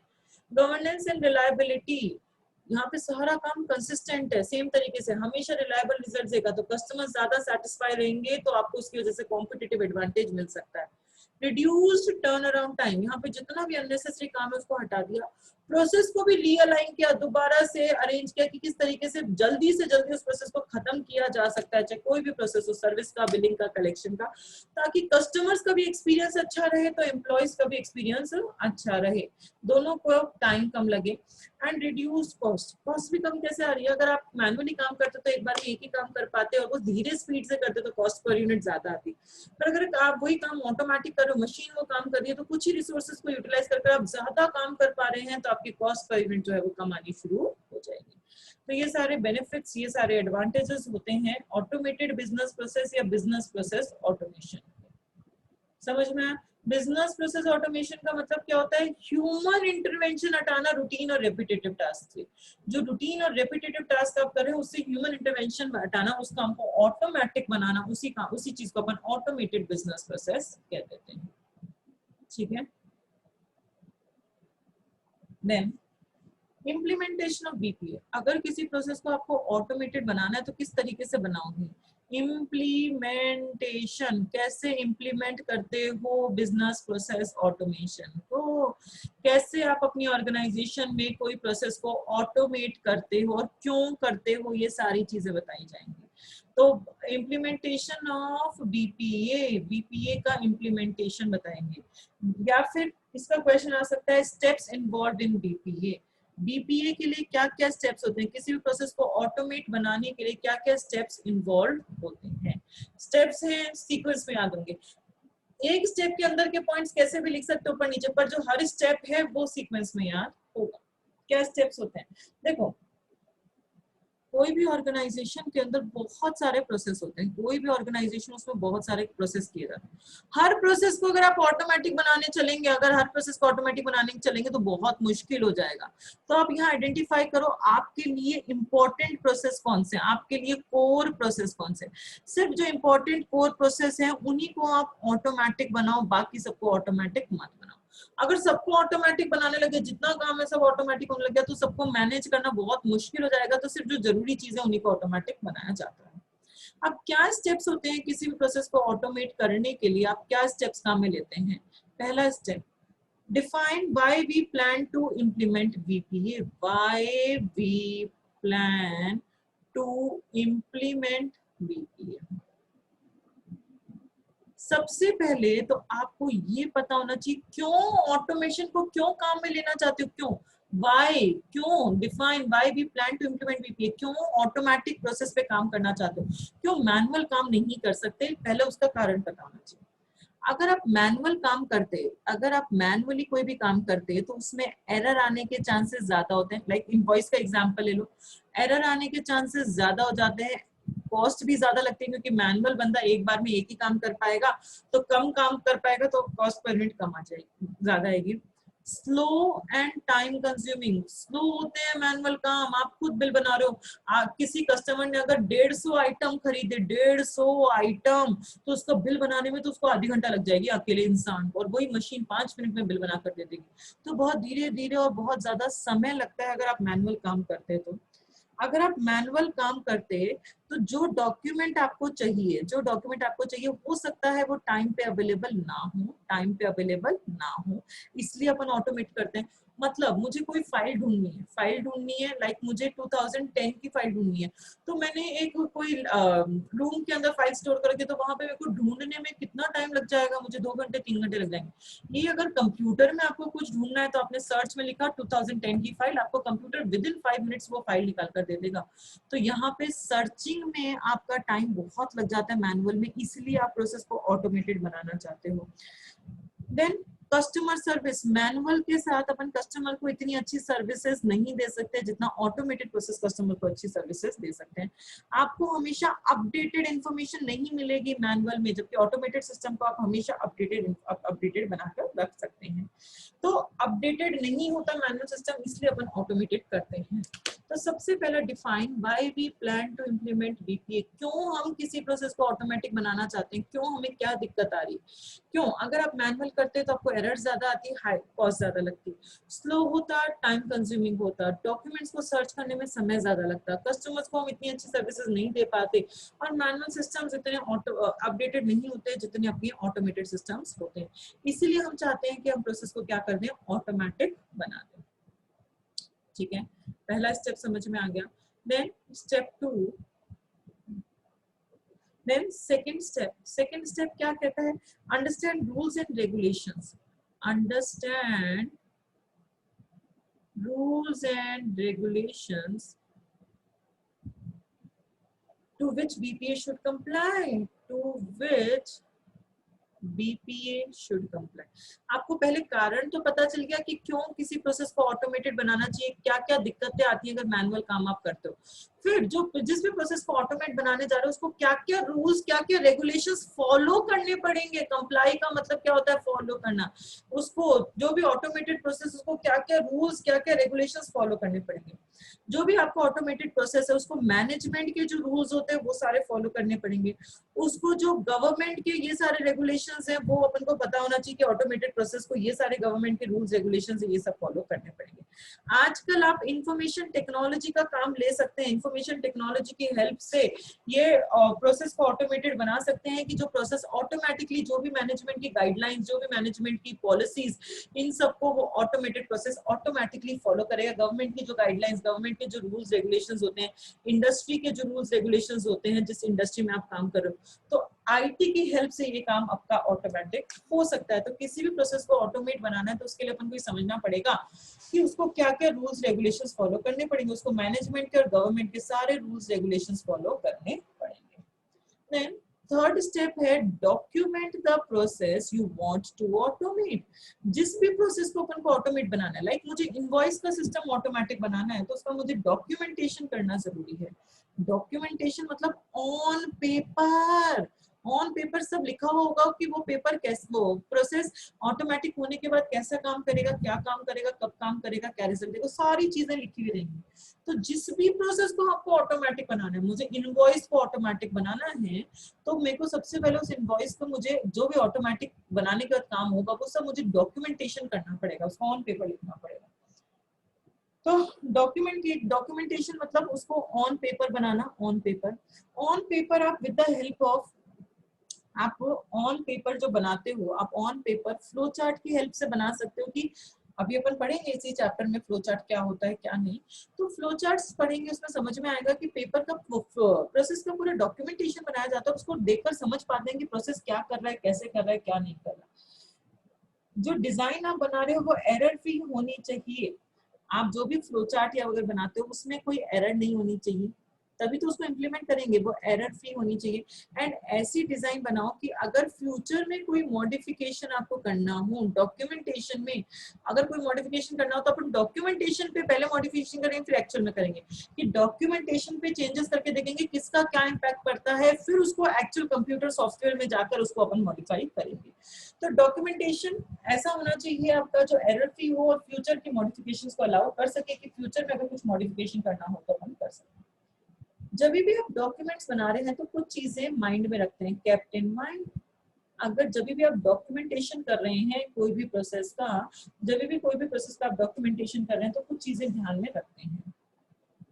What document need to be captured, documents में क्या क्या कैप्चर करोगे आपको ये पता होना चाहिए। क्या क्या चीजें उस डॉक्यूमेंट के अंदर आनी चाहिए, वो इंफॉर्मेशन कहाँ से आएगी, वेयर इट कम फ्रॉम। जो भी आपको कैप्चर करना है, जो भी डेटा चाहिए आपको डॉक्यूमेंट के अंदर, जिस भी बारे में पहले बताना चाहिए किस बारे में डॉक्यूमेंट बना रहे हैं, उसकी इंफॉर्मेशन मेरे पास कहाँ से आएगी, किस फॉर्मेट में मैं डॉक्यूमेंट बनाऊंगी। फॉर्मेट मतलब मैं पेपर पे बनाऊंगी, मैं फैक्स के तौर पे बनाऊंगी, मैं ईमेल कर दूंगी, मैं करूंगी क्या, किस फॉर्मेट में मेरे को डॉक्यूमेंट बनाना है, कौन कौन इन्वॉल्व होगा उस डॉक्यूमेंट को बनाने के लिए वो पता होना चाहिए। रेगुलेशंस, कौन से रूल्स रेगुलेशंस मुझे फॉलो करने पड़ेंगे, डॉक्यूमेंट बनाते टाइम भी मुझे ये सारी गाइडलाइंस फॉलो करनी पड़ेंगी, वो पता होना चाहिए। क्या इससे कोई बेटर तरीका हो सकता है डॉक्यूमेंट का, मुझे पता होना चाहिए। जो मैंने डॉक्यूमेंट बनाया क्या इससे भी कोई अच्छा तरीका हो सकता है डॉक्यूमेंटेशन का। अगर कोई एक्सेप्शन आ गया, अगर कोई एक्सेप्शनल सिचुएशन आ गई तो मेरा प्रोसेस कैसे क्या हैंडल करेगा वो भी डॉक्यूमेंट में मेंशन होना चाहिए। तो जब भी आप किसी चीज के लिए डॉक्यूमेंट बनाते हैं कोई भी प्रोसेस के लिए तो आपको कुछ चीजें पता होनी चाहिए। डॉक्यूमेंट में क्या डालोगे, क्या कैप्चर करेगा, कहाँ से वो इन्फॉर्मेशन आएगी, किस फॉर्मेट में डॉक्यूमेंट बनाया जाएगा, पेपर में, फैक्स में, ईमेल में, कौन कौन लोग इसमें इन्वॉल्व होंगे, क्या क्या रूल्स रेगुलेशंस आपको फॉलो करने पड़ेंगे डॉक्यूमेंटेशन के टाइम पे भी। क्या इससे कोई अच्छा तरीका हो सकता है डॉक्यूमेंट बनाने का, या कोई एक्सेप्शन आ गया तो मेरा प्रोसेस उसको हैंडल कर पाएगा नहीं कर पाएगा। ये सारी बातें आपकी डॉक्यूमेंट्स में लिखी हुई होनी चाहिए, सारा आपको पता होना चाहिए जब भी आप कोई भी डॉक्यूमेंट प्रिपेयर कर रहे हैं तब। देन बेनिफिट्स जो अपन ये डॉक्यूमेंटेशन करते हैं इसके भी खुद के कुछ फायदे होते हैं। अगर आप किसी भी चीज का डॉक्यूमेंटेशन करते हैं तो कुछ फायदे होते हैं। क्या फायदे हैं? Clarity about the process.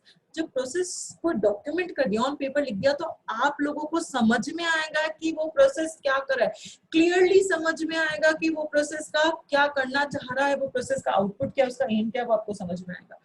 कहीं पे भी प्रोसेस लैक कर रहा है या कोई भी बॉटल नेक या फिर लूप होल्स आ रहे हैं, बॉटल नेक्स या लूप होल्स आ रहे हैं, बॉटल नेक्स को ही लूप होल्स बोलते हैं, तो वो पता चल जाएगा कि अगर आपने ऑन पेपर बना रखा है प्रोसेस, तो कहीं पे कोई मिस्टेक हो रही है कि यहाँ पे एडिशन होना चाहिए था, सब्ट्रैक्शन होना चाहिए था, यहाँ ऐसा होना चाहिए था। ऑन पेपर चलाकर देखोगे तो पता चल जाएगा कोई कमी है क्या, उसमें कोई दिक्कत आ रही है क्या, कहीं लूप होल है क्या, कोई गलती हो गई क्या, तो वहीं की वहीं सुधार सकते हो। पेपर पे पेपर सुधर जाएगा, आपको उसको कंप्यूटर सॉफ्टवेयर में तक पहुंचाने की जरूरत ही नहीं है। एंड उस प्रोसेस का डिजायर्ड रिजल्ट क्या है, वो फाइनली रिजल्ट क्या देने वाला है, वो पता चल जाएगा। जैसे कि आपने कोई प्रोसेस बनाया, लाइक टैक्स कैलकुलेशन का प्रोसेस बना रहे हो, टैक्स कैलकुलेशन कि कितनी क्या टैक्स आपको पे करना है, उसमें आपने क्राइटेरिया दे रखा है कि अगर 5 लाख से कम सैलरी है तो कोई टैक्स नहीं, 5 से 10 के बीच में सैलरी है तो 10% टैक्स लगेगा, 10 से 15 तो 20% टैक्स, एंड सो ऑन। आपने इस तरीके की चीजें बना रखी हैं, तो आपको पता है जब ये सारा प्रोसेस आप ऑन पेपर बनाओगे तो आपको पता है कि जो मैं प्रोसेस बना रहा हूँ उसका एम क्या है, फाइनली एम है उसको टैक्स कैलकुलेट कर बताना है कि अगर मेरी सैलरी 15 लाख की है तो वो मुझे इतना टैक्स कैलकुलेट करके देना चाहिए। ये आपको क्लियरली समझ में आ जाएगा जब भी किसी चीज का डॉक्यूमेंटेशन करते हैं। तो क्या पढ़ा अपन ने? Third step, document the process you want to automate. जिस भी प्रोसेस को अपन को ऑटोमेट करना है उसका डॉक्यूमेंटेशन होना जरूरी है। डॉक्यूमेंटेशन मतलब ऑन पेपर पे उस प्रोसेस को बनाओ। On paper upon flow chart की हेल्प से बना सकते हैं। जो भी डॉक्यूमेंट बनाओगे वो ऐसा बनाओ जो एरर फ्री हो और फ्यूचर में उसमें मॉडिफिकेशंस आसानी से कर सकें।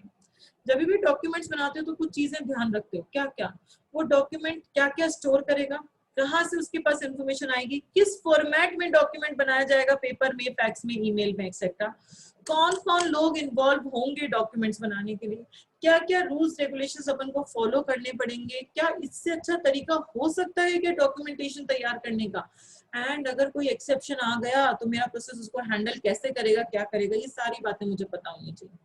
फायदे क्या मिलते हैं डॉक्यूमेंटेशन करने के? अपन को क्लैरिटी, प्रोसेस समझ में आता है क्या करेगा, किस तरीके से काम करेगा, कोई दिक्कत आ रही है उसमें, कोई लैग कर रहा है तो पता चल जाएगा उसका एक्चुअल रिजल्ट, डिजायर्ड रिजल्ट क्या है, वो भी अपन को डॉक्यूमेंटेशन से पता चल जाएगा।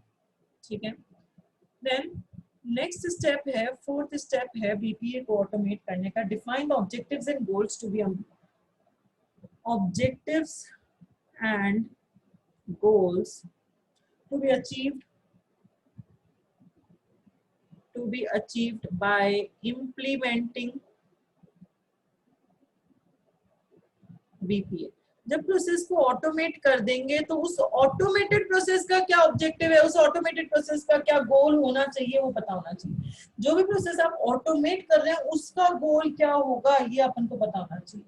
तो गोल यहाँ डिफाइन किया जाता है स्मार्ट प्रिंसिपल से, गोल यहाँ डिफाइन किया जाता है स्मार्ट प्रिंसिपल से, SMART, स्मार्ट प्रिंसिपल। क्या होते हैं स्मार्ट प्रिंसिपल्स? SMART, एस का मतलब होता है स्पेसिफिक। प्रोसेस कैसा होना चाहिए आपका? स्पेसिफिक होना चाहिए। स्पेसिफिक मतलब क्लियरली डिफाइंड। जो ऑटोमेटेड प्रोसेस है वो क्लियरली डिफाइंड होना चाहिए, क्लियरली पता होना चाहिए क्या करेगा, वो कैसे करेगा। ऑटोमेटेड प्रोसेस मेजरेबल होना चाहिए। मेजरेबल मतलब उसको अपन मॉनेटरी टर्म्स में भी मेजर कर सकें और उसकी परफॉर्मेंस को भी मेजर कर सकें, वो कैसा क्या काम कर रहा है।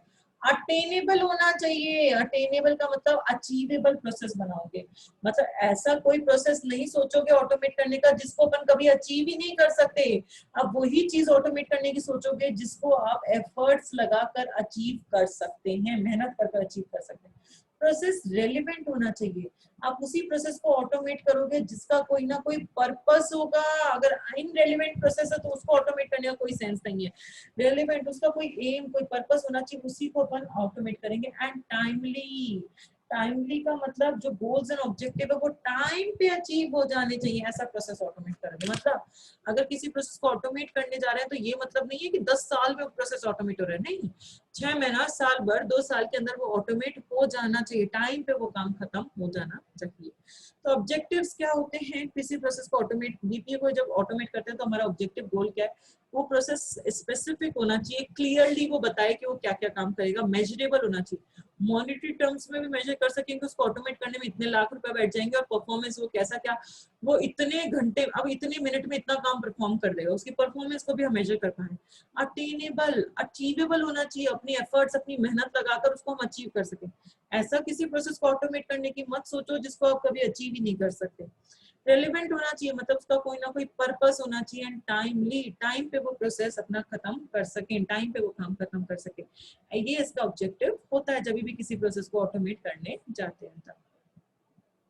ठीक है, देन नेक्स्ट 5th स्टेप है engage the business process consultant। Next step है, ऑब्जेक्टिव पता चल गया, उसके बाद engage the business process consultant। Consultant को हायर करो, कंसल्टेंट को engage करो। कंसल्टेंट कौन है, जो हमें प्रोसेस को ऑटोमेट करने में जो बंदा हेल्प करेगा, किसी भी प्रोसेस को ऑटोमेट करने में जो बंदा हेल्प करेगा उसी को अपन कंसल्टेंट कहेंगे। कंसल्टेंट मतलब एक्सपर्ट, जो उसको ऑटोमेट करने में हमारी हेल्प करेगा, जो एक्सपर्ट है। एक्सपर्ट कौन है, जिसको थोरो अंडरस्टैंडिंग है, थोरो नॉलेज है बीपीए की टेक्निकल टर्म्स के बारे में भी, कि टेक्निकली उसको क्या चाहिए होगा, टेक्निकली मतलब कौन सा हार्डवेयर, कौन सा सॉफ्टवेयर, सब कुछ उसको थोरो अंडरस्टैंडिंग एंड कमर्शियल एस्पेक्ट्स के बारे में भी उसको पूरा पता है। कमर्शियल एस्पेक्ट्स मतलब मार्केट में अगर मुझे ये वाला हार्डवेयर चाहिए तो मुझे कहाँ से मिल सकता है, कौन कौन इसके प्रोवाइडर्स हैं, ये भी उस एक्सपर्ट को पता होता है। तो आप ऐसा एक्सपर्ट हायर करो जो आपको उस प्रोसेस को ऑटोमेट करने में हेल्प करेगा। वो एक्सपर्ट के पास पूरा ज्ञान है कि क्या क्या हार्डवेयर सॉफ्टवेयर चाहिए, कहाँ कौन कौन वेंडर्स हैं, कहाँ से सस्ता मिल सकता है, कहाँ पे महंगा मिलेगा, कहाँ पे कौन सी क्वालिटी का मिलेगा, ये सारी नॉलेज उसको है।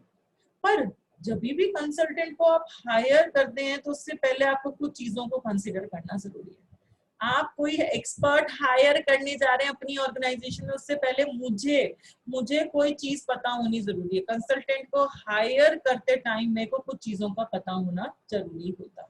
क्या चीजें पता होना जरूरी है? ऑब्जेक्टिव, सबसे पहले मुझे ऑब्जेक्टिव ऑफ अपॉइंटिंग कंसल्टेंट पता होना चाहिए। मतलब सपोज कोई स्कूल है, उसको टीचर हायर करना है तो उसको ये पता होना चाहिए उसको कौन से सब्जेक्ट का टीचर हायर करना है, उसको मैथमेटिक्स का करना है या साइंस का करना है या इंग्लिश का करना है। अगर वो सिर्फ ये बोले हमें टीचर चाहिए, तो भाई कौन सी फील्ड का टीचर चाहिए आपको ऑब्जेक्टिव पता होना चाहिए। अगर आपको पता है आपको मैथमेटिक्स का टीचर चाहिए तो आप उसको मैथमेटिक्स का ज्ञान चेक करोगे कि उसमें उतना ज्ञान है नहीं। अगर आपको पता है आपको साइंस का टीचर चाहिए तो आप साइंस का ज्ञान चेक करोगे कि उसमें साइंस का ज्ञान है या नहीं है। तो आपको पता होना चाहिए आप कंसल्टेंट को क्यों हायर कर रहे हैं। ऑब्जेक्टिव, मेरे को किस चीज, कौन सा प्रोसेस ऑटोमेट करना है, मुझे इनवॉइस का प्रोसेस ऑटोमेट करना है या फिर मुझे सेल्स का प्रोसेस ऑटोमेट करना है या मुझे परचेज का प्रोसेस ऑटोमेट करना है, मुझे क्या काम करना है जिसको मुझे ऑटोमेटिक बनाना है, वो मुझे पता है। तो उसी के अकॉर्डिंग मैं कंसल्टेंट एक्सपर्ट हायर करूंगी कि जिसके पास उस चीज से रिलेटेड ज्ञान हो। देन अपन ये चेक करेंगे कि क्या उसके पास इनफ एक्सपीरियंस है, क्या जो नया मैं एक्सपर्ट हायर करने जा रही हूँ क्या वो एक्सपीरियंस बंदा है क्या, एंड उसको टेक्निकल स्किल्स है या नहीं है, टेक्निकल ज्ञान है या नहीं है। लाइक आप कहीं पे जॉब ढूंढने जाते हैं तो वो आपसे पूछते हैं आपके पास कितना एक्सपीरियंस है, आप कहते हो आपके पास 4 साल का एक्सपीरियंस है, 5 साल का एक्सपीरियंस है। आपको टेक्निकल ज्ञान है या नहीं है, आपको ज्ञान है या नहीं है कि आजकल कौन सा सॉफ्टवेयर चल रहा है, आजकल कौन सी टेक्नोलॉजी चल रही है, उस बंदे को ये ज्ञान है या नहीं है। आपको ये पता होना चाहिए जब भी आप एक्सपर्ट को हायर करने जा रहे हैं। क्या क्या जो टेक्निकल जो एक्सपर्ट आ रहा है वो क्या इतना तो एक्सपीरियंस बंदा है क्या कि अगर कोई कॉम्प्लेक्स सिचुएशन आ गई तो उसका वो सोल्यूशन ढूंढ सकता है। ये अपन चेक करेंगे। अपन चेक करेंगे उस एक्सपर्ट को हायर करते टाइम कि अगर कोई कॉम्प्लेक्स सिचुएशन आ गई तो उसके ऊपर वो कोई सोल्यूशन प्रोवाइड करवा सकता है या नहीं करवा सकता, या झूठ मूठ का वो कह रहा है कि उसके पास एक्सपीरियंस है, कहीं उसके पास सच्ची में ज्ञान ही ना हो। तो ज्ञान है या नहीं है, वो कोई कॉम्प्लेक्स सिचुएशन को सॉल्व कर पाएगा नहीं कर पाएगा, ये आपको पता होना चाहिए। क्या क्या वो बंदा जो है जो एक्सपर्ट है वो रिकमेंड कर पा रहा है क्या कि ये हार्डवेयर एंड ये सॉफ्टवेयर चाहिए होंगे जब भी अपन बीपीए को इम्प्लीमेंट करेंगे। बीपीए मतलब बिजनेस प्रोसेस ऑटोमेशन। ऑटोमेटेड कौन करेगी? मशीन करेगी। मशीन मतलब कंप्यूटर। कंप्यूटर के लिए कौन सा हार्डवेयर, कौन सा प्रोसेसर, कौन सा सॉफ्टवेयर लगेगा, क्या वो बंदा मुझे ये बता पा रहा है? क्या मैंने तो कह दिया मुझे इनवॉइस को ऑटोमेट करना है, पर ऑटोमेट करने के लिए वो बंदा मुझे बता पा रहा है कि एक्सपर्ट की भाई मुझे ये सारे हार्डवेयर की, मुझे एक प्रिंटर की जरूरत पड़ेगी, एक मॉनिटर की जरूरत पड़ेगी, और वो क्या ये बता पा रहा है मुझे ये सारे सॉफ्टवेयर की, मुझे इतना प्रोसेसर चाहिए होगा, ये वाला ऑपरेटिंग सिस्टम चाहिए होगा, वो ये सारी बातें बता पा रहे नहीं बता पा रहा, उसके पास इतना ज्ञान है या नहीं है? तो ये सारी चीजें हायर करने से पहले आपको पता होनी चाहिए। तो एंगेज बिजनेस प्रोसेस कंसल्टेंट, जब भी बिजनेस प्रोसेस कंसल्टेंट एंगेज करते हैं, कंसल्टेंट कौन है? एक्सपर्ट, जो प्रोसेस को ऑटोमेट करने में आपकी हेल्प करेगा। तो एक्सपर्ट कौन है? जिसके पास थॉरो नॉलेज होनी चाहिए, अच्छे से डीप अंडरस्टैंडिंग होनी चाहिए टेक्निकल और कमर्शियल एस्पेक्ट्स के बारे में। तो कंसल्टेंट को हायर करने से पहले अपन को कुछ चीजें पता होनी चाहिए। ऑब्जेक्टिव ऑफ हायरिंग कंसल्टेंट, क्या उसके पास इतना इनफ एक्सपीरियंस है क्या कि वो टेक्निकल स्किल्स, इतना एक्सपीरियंस है और टेक्निकल स्किल्स है या नहीं है? क्या वो बंदा इतना तो एक्सपीरियंस है क्या कि वो कोई कॉम्प्लेक्स सिचुएशन आ गई तो उसको सॉल्व कर पाएगा? एंड वो हार्डवेयर सॉफ्टवेयर से रिलेटेड रिक्वायरमेंट्स को रिकमेंड कर पा रहा है या नहीं कर पा रहा है? ये सारी बातें आपको पता होनी चाहिए, तभी आप कंसल्टेंट को हायर करोगे। अगर ये सारी बातें हैं उस बंदे में तो आप उस एक्सपर्ट को हायर कर लोगे, अदरवाइज नहीं करोगे उस प्रोसेस को ऑटोमेट करने के लिए। अब मेरे को बंदा भी मिल गया जो ऑटोमेट करके देगा। अब उसके बाद उसको जो जिस भी प्रोसेस को आपको ऑटोमेट करना है, कैलकुलेट दी आरओआई, उसका आरओआई कैलकुलेट करना पड़ेगा। आरओआई का मतलब क्या होता है? आरओआई का मतलब रिटर्न ऑन इन्वेस्टमेंट। प्रोसेस को ऑटोमेट कर रहे हैं तो भाई पैसा तो खूब लगेगा, तो पैसा लगेगा तो उसके रिटर्न्स क्या क्या मिलेंगे, जितना आप इन्वेस्ट कर रहे हैं उसका रिटर्न्स क्या मिलेंगे। आप हमेशा आरओआई देखकर ही पैसे को इन्वेस्ट करते हैं। अगर रिटर्न्स ऑन इन्वेस्टमेंट आपको सेटिस्फैक्टरी मिल रहे हैं तो आप इन्वेस्ट करते हैं, नहीं तो कहीं भी पैसा इन्वेस्ट नहीं करते। तो रिटर्न्स ऑन इन्वेस्टमेंट मतलब बेनिफिट्स, मतलब यहाँ पे कॉस्ट एंड बेनिफिट एनालिसिस किया जाएगा, कितनी कॉस्ट लगेगी और कितना क्या मुझे फायदा मिलेगा। मैनेजमेंट जो है, जो हायर अथॉरिटी है, उनको अपन को प्रॉपर जस्टिफिकेशन देना पड़ेगा, उनको प्रॉपर समझाना पड़ेगा कि अगर हम इस प्रोसेस को ऑटोमेट करते हैं तो इतना पैसा बैठेगा पर हमें ये सारे फायदे मिलेंगे, ताकि वो हमें अप्रूवल दे दे, ताकि वो परमिशन दे दे, ताकि वो बजट पास कर दे उस प्रोसेस को ऑटोमेट करने के लिए। तो जो मैनेजमेंट है, जो टॉप मैनेजमेंट है, उसको आपको प्रॉपर जस्टिफिकेशन देना पड़ेगा कि ऑटोमेट करने से क्या क्या फायदे मिलेंगे। जो फायदे आपको मिल रहे हैं वो आप सिर्फ और सिर्फ फायदे जो है सिर्फ और सिर्फ आप पैसों की टर्म्स में नहीं बचाओगे कि मेरी कॉस्ट बचेगी। फायदे आप बताओगे कि आपका जो प्रोसेस है वो ज्यादा एफिशिएंट भी हो रहा है और ज्यादा इफेक्टिव भी हो रहा है। मतलब आप क्या क्या फायदे बताओगे, जस्टिफाई कैसे करोगे अपनी इम्प्लीमेंटेशन को, कैसे बताओगे कि क्या क्या फायदे हो रहे हैं। फायदे सिर्फ और सिर्फ पैसों के टर्म्स में नहीं बताएंगे मैनेजमेंट को, और भी फायदों के बारे में बताएंगे। क्या हम बताएंगे? एक तो हमारा पैसा बच रहा है, हम किसी प्रोसेस को ऑटोमेट करते हैं तो पैसा बच रहा है। पैसा कैसे बचेगा? आपको मैन पावर कम लगानी पड़ेगी, आपको एम्प्लॉइज कम हायर करने पड़ेंगे क्योंकि सारा काम मशीन करके देगी आपकी, तो पैसा बचेगा लोगों का। पेपर सेविंग, मशीन कर रही है तो पेपर भी बचेगा आपका, तो पैसा कम लगेगा। स्पेस बचेगी, जगह बचेगी, पेपर को रखने के लिए, फाइल्स को रखने के लिए जगह चाहिए, कंप्यूटर में सारा डेटा स्टोर हो जाएगा, जगह कम लगेगी तो पैसा आपका बचेगा। फिक्सचर्स बचेंगे, फिक्सचर्स मतलब फर्नीचर वगैरह आपको कम लगाना पड़ेगा क्योंकि लोग कम है तो फर्नीचर, उनकी चेयर टेबल कम देनी पड़ेगी, तो आपका इन सब चीजों में फायदा मिलेगा। तो अपन क्या क्या फायदे बताएंगे मैनेजमेंट को ताकि वो पास कर दे बजट को कि हाँ ठीक है आप बीपीए को इम्प्लीमेंट कर सकते हो। तो हमने बताया पैसा बचेगा क्योंकि मैन पावर कम लगानी पड़ेगी, पेपर बचेगा, स्पेस बचेगा और फिक्सचर्स बचेंगे। देन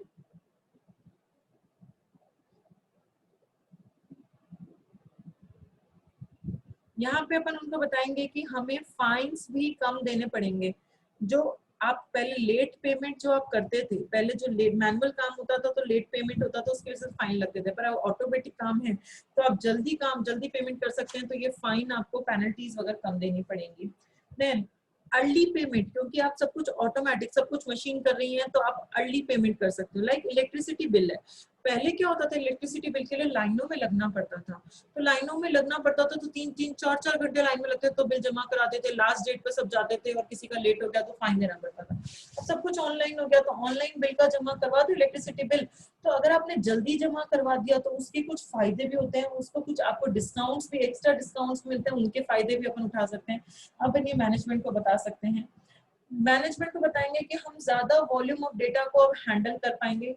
पहले अगर मैनुअल काम हो रहा था तो आप एक दिन के अंदर 50 कस्टमर को हैंडल कर पाते थे, अब ऑटोमेटिक काम है तो एक दिन के अंदर 500 कस्टमर को अपन काम कर पाएंगे, तो मशीन काम करी तो ज्यादा वॉल्यूम को काम हैंडल कर पा रहे हैं, तो आपका हमारे बिजनेस का रेवेन्यू बढ़ेगा, इससे हमारा प्रॉफिट बढ़ेगा। ये हम मैनेजमेंट को समझा रहे हैं कि हमारा ऑटोमेटेड करा तो हमें ये सारे फायदे मिल सकते हैं, हम बेटर कस्टमर सर्विसेज दे सकते हैं, हम कस्टमर्स को भी अच्छी सर्विसेज प्रोवाइड करवा सकते हैं अगर हमने ऑटोमेटेड किया। एंड हम डिसीजंस भी अच्छे डिसीजन ले सकते हैं कि सारी चीजें हमारे पास अपडेटेड रहेंगी, सब कुछ अपडेटेड फॉर्म में अवेलेबल रहेगा तो आप बेटर डिसीजन भी ले सकते हो। तो calculate the ROI of the project, BPA जो इम्प्लीमेंट करो उसका आरओआई निकालना पड़ेगा। आरओआई मतलब return on investment. Cost benefit analysis करने पड़ेंगे, यहाँ मैनेजमेंट को प्रॉपर जस्टिफिकेशन देना पड़ेगा कि हम क्यों किसी प्रोसेस को ऑटोमेट करना चाह रहे हैं।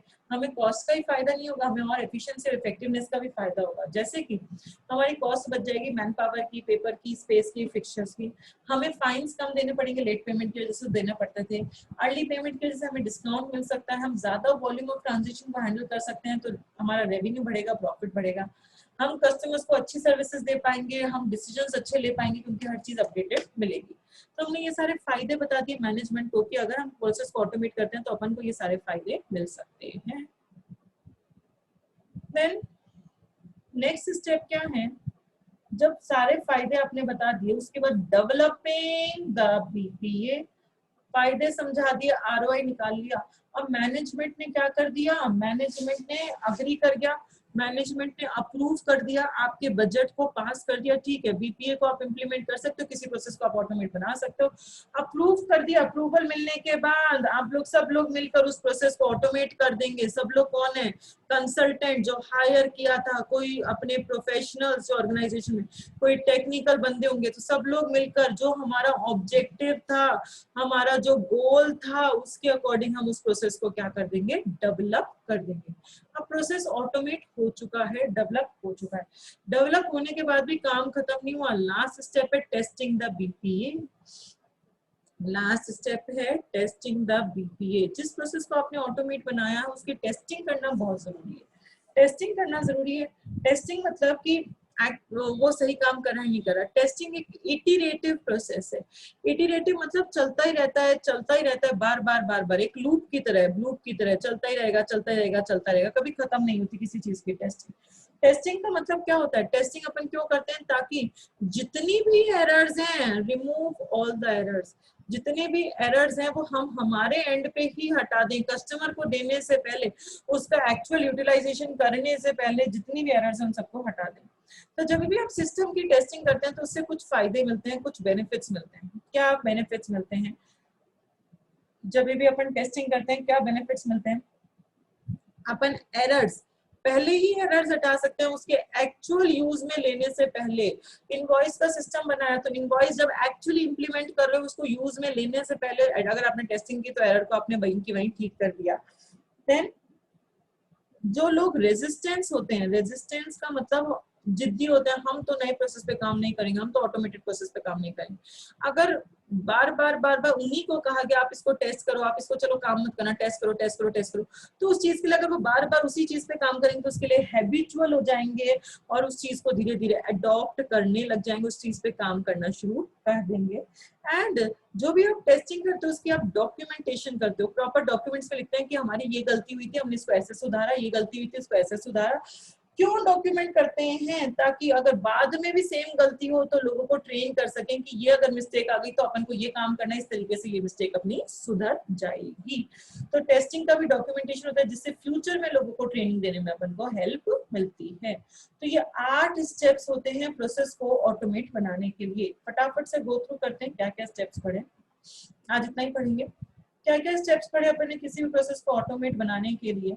सबसे पहला है define why we plan to implement BPA. क्यों आप किसी प्रोसेस को ऑटोमेट बनाना चाहते हो, क्यों, क्योंकि अगर इंसान काम करता तो एरर ज्यादा आती, कॉस्ट ज्यादा लगती, टाइम ज्यादा लगता, स्लो काम होता, डॉक्यूमेंट सर्च फटाफट नहीं मिल पाता, कस्टमर को इतनी अच्छी सर्विसेज नहीं दे पाते और अपडेटेड इन्फॉर्मेशन नहीं मिल पाती, इसीलिए हम प्रोसेस को ऑटोमेट करते हैं। देन रूल्स एंड रेगुलेशन समझो, उस प्रोसेस को ऑटोमेट करते टाइम आपको क्या क्या रूल्स रेगुलेशंस को फॉलो करना पड़ेगा। आपको मैनेजमेंट के रूल्स रेगुलेशंस, पॉलिसीज, गवर्नमेंट के रूल्स, इंडस्ट्री के रूल्स, ये सब फॉलो करने पड़ेंगे। तो इंफॉर्मेशन टेक्नोलॉजी का काम में ले सकते हैं इन सबको फॉलो करवाने के लिए। And document the process you want to automate. जिस भी प्रोसेस को आपको ऑटोमेट करना है उसका डॉक्यूमेंटेशन कर दो, उसको ऑन पेपर डिजाइन कर दो। On paper upon flow chart की हेल्प से बना सकते हैं, और जो डॉक्यूमेंटेशन है वो ऐसा होना चाहिए एरर फ्री और फ्यूचर में मॉडिफिकेशन आसानी से कर सके। जब भी आप डॉक्यूमेंट्स बना रहे हो आपको कुछ चीजों का ध्यान रखना है। क्या क्या इंफॉर्मेशन ये डॉक्यूमेंट कैप्चर करेगा, कहाँ से वो आएगी इंफॉर्मेशन, किस फॉर्मेट में डॉक्यूमेंट्स बनाए जाएंगे, पेपर में, फैक्स में, ईमेल में, कौन कौन लोग इसमें इन्वॉल्व होंगे, क्या क्या रूल्स रेगुलेशंस फॉलो करने पड़ेंगे डॉक्यूमेंटेशन के लिए, क्या इससे कोई अच्छा तरीका हो सकता है क्या डॉक्यूमेंट करने का, और कोई एक्सेप्शन आ गया तो उसका क्या करना है। जब भी डॉक्यूमेंटेशन करते हो तो कुछ बेनिफिट्स मिलते हैं आपको, प्रोसेस की क्लैरिटी मिलती है कि वो क्या करेगा, कोई बॉटलनेक्स, लूप होल्स होते हैं तो उसके बारे में पता चल जाता है, एंड प्रोसेस का एक्चुअल रिजल्ट, डिजायर्ड रिजल्ट क्या हम उस प्रोसेस से चाहते क्या है वो हमें पता चल जाएगा। Then objectives and goals to be achieved by implementing BPA. क्या ऑब्जेक्टिव है, स्मार्ट प्रिंसिपल। एस मतलब स्पेसिफिक, क्लियरली डिफाइंड होना चाहिए, मेजरेबल होना चाहिए मॉनेटरी टर्म्स में प्लस परफॉर्मेंस टर्म्स में, अटेनेबल होना चाहिए कि अपन एफर्ट्स मेहनत करके उसको अचीव कर पाए, रेलेवेंट होना चाहिए कि कोई ना कोई पर्पस होना चाहिए, टाइमली टाइम पे अचीव किया जा सके। Then engage the business process consultant. Consultant मतलब एक्सपर्ट हायर करोगे प्रोसेस को ऑटोमेट करने के लिए। एक्सपर्ट कौन होगा, जिसके पास थॉरो नॉलेज होगी टेक्निकल और कमर्शियल के बारे में। जब भी एक्सपर्ट को हायर कर रहे हो तो उसके पहले अपन को उसका ऑब्जेक्टिव पता होना चाहिए, वो बंदा एक्सपीरियंस है या नहीं है, टेक्निकल नॉलेज है या नहीं है, क्या वो इतना तो एक्सपीरियंस है क्या कि कोई कॉम्प्लेक्स प्रॉब्लम को सोल्यूशन दे सके, एंड वो हार्डवेयर सॉफ्टवेयर की रिक्वायरमेंट्स के बारे में बता पा रहा है नहीं बता पा रहा। Then calculate the ROI, return on investment या कॉस्ट बेनिफिट एनालिसिस किए जाते हैं, या मैनेजमेंट को प्रॉपर जस्टिफिकेशन दिया जाता है कि हम क्यों किसी प्रोसेस को ऑटोमेट कर रहे हैं, उसका बजट आप क्यों पास करो, कॉस्ट का फायदा तो होगा ही होगा, plus process efficient and effective भी होगा। कैसे जस्टिफाई करोगे, कॉस्ट बचेगी, मैन पावर की, पेपर की, स्पेस की, फिक्सचर की, फाइन्स बचेंगे लेट पेमेंट की वजह से जो लग रहे थे, अर्ली पेमेंट की वजह से डिस्काउंट मिलेगा, ज्यादा नंबर ऑफ ट्रांजेक्शन को हैंडल कर पा रहे हो तो ज्यादा रेवेन्यू हो रहा है, ज्यादा प्रॉफिट हो रहा है, आप अपने कस्टमर्स को बेटर हैंडल कर पा रहे हो, एंड आपकी इंफॉर्मेशन भी अपडेटेड है तो आप अच्छे डिसीजंस ले पा रहे हो। एंड डेवलपिंग द बीपीए, उसको मैनेजमेंट ने परमिशन दे दी, अप्रूव कर दिया, बजट पास कर दिया, तो कंसल्टेंट, प्रोफेशनल, टेक्निकल बंदे सब लोग मिलकर उसको डेवलप कर देंगे as per the objectives and goals. Then testing the BPA, उसको टेस्ट करो। टेस्टिंग एक इटरेटिव प्रोसेस है, बार बार चलता जाएगा। टेस्टिंग क्यों करी जाती है, ताकि एरर्स आप अपने ही एंड पे ठीक कर दो, उसको एक्चुअल यूज में लेने से पहले सारी गलतियां जो है उसमें ठीक हो जाए। टेस्टिंग के फायदे, एरर्स पहले ठीक हो जाएंगी। रेजिस्टेंस, जो लोग बहुत रेजिस्टेंस होते हैं कि हम तो ऑटोमेटेड प्रोसेस पे काम नहीं करेंगे, हम तो मैनुअल काम करेंगे, पर उनको अपन बोलेंगे बार बार चेक करो चेक करो चेक करो, तो उस चीज के लिए वो हैबिचुअल हो जाएंगे, धीरे धीरे उस चीज को अडाप्ट करना शुरू कर देंगे। एंड अगर आपने टेस्टिंग का प्रॉपर डॉक्यूमेंटेशन तैयार कर रखा है और फ्यूचर में भी दोबारा कोई एरर आ गई तो लोगों को ट्रेन कर सकते हैं कि इस एरर को इस तरीके से ठीक किया जा सकता है। आ गई बात समझ में? आज यहीं तक पढ़ेंगे बच्चों, यहाँ तक किसी को कुछ भी